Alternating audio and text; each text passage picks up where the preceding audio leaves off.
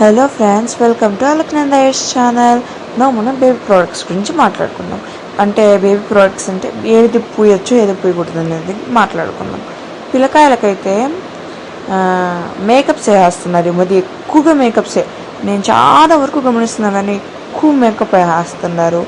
చిన్న పిల్లకాయలకే అంటే మస్కరా అనేసి, ఐలైనర్స్ అనేసి, ఇప్పుడు ఫేషియల్స్ వేస్తున్నారు, ఫేస్ ప్యాక్స్ అని, అట్లాగే ఇది ఫేర్ అండ్ లవ్లీలు అలా అంతా పూసేస్తున్నారు. వాళ్ళకి చిన్నప్పుడు అలాంటివంతా పోయకూడదు. వాళ్ళకి స్కిన్ ఇన్ఫెక్షన్స్ అవుతాయి.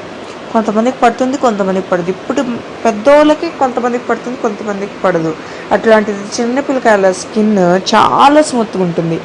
వాళ్ళకి స్కిన్ ఇన్ఫెక్షన్స్ అనేది ఎక్కువగా అవ్వడం జరుగుతుంది. వాళ్ళకి దానివల్ల మేకప్స్ అనేది అవాయిడ్ చేయడం మంచిది. పిల్లకాయలకు కొద్దిగా మేకప్స్ అనేది అవాయిడ్ చేయడం మంచిది.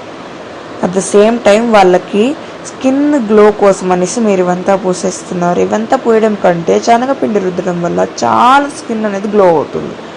కాబట్టి ఆయుర్వేదిక్గా ఆలోచిస్తే శనగపిండి పూయడము, at the same time oil massages చేయడము, వాళ్ళని ఎండల్లో అంటే మార్నింగ్ పూట ఎండల్లో నిలబెట్టడము, అలా కొద్దిగా ఆయుర్వేదిక్గా వాడడం మంచిది. ముందైతే కుంకుడుకాయల రసాలు కానీ అలా వాడేది.